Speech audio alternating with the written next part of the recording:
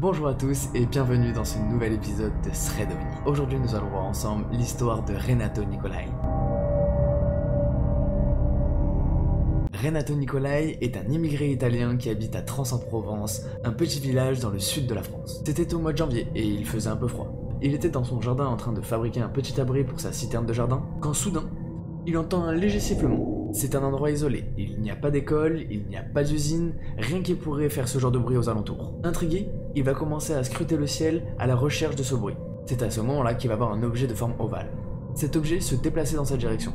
Et ce qui était étrange, c'est qu'il n'y avait pas de flamme ni échappement, rien qui n'indiquait comment l'objet se déplaçait. Nicolai comprit tout de suite qu'il ne s'agissait pas d'un avion. L'objet descendait très vite dans sa direction. Il se demande alors si l'objet va atterrir ou plutôt s'écraser dans son jardin. L'objet le dépasse, il l'a quasiment vu atterrir dans son jardin. Il est persuadé que l'objet s'est écrasé. Craignant pour sa vie, il court et veut se mettre à l'abri.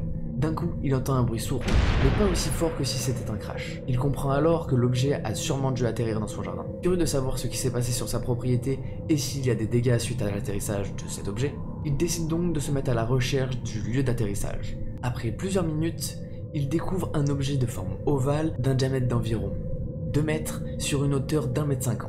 Il semble distinguer deux éléments dépassés de cet objet, un espèce de train d'atterrissage. Nicolai prend alors la décision de se rapprocher pour en savoir plus sur cet objet mystérieux.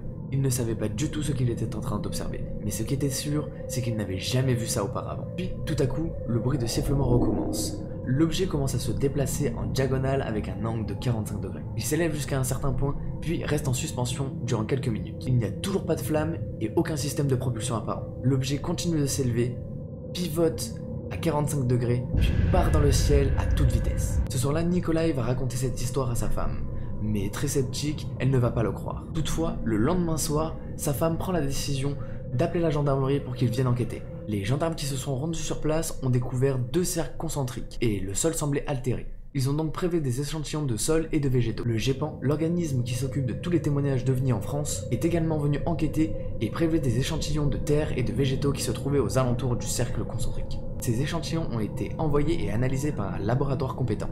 Les résultats étaient très étonnants. Les végétaux présentaient une forte réduction de leur teneur en chlorophylle, un peu comme si les plantes avaient subi un vieillissement prématuré. Ce fait est généralement perçu à la suite d'une forte exposition aux radiations. Le sol, quant à lui, avait subi une réaction chimique particulière. Cette réaction chimique n'apparaît seulement quand la température dépasse les 600 degrés.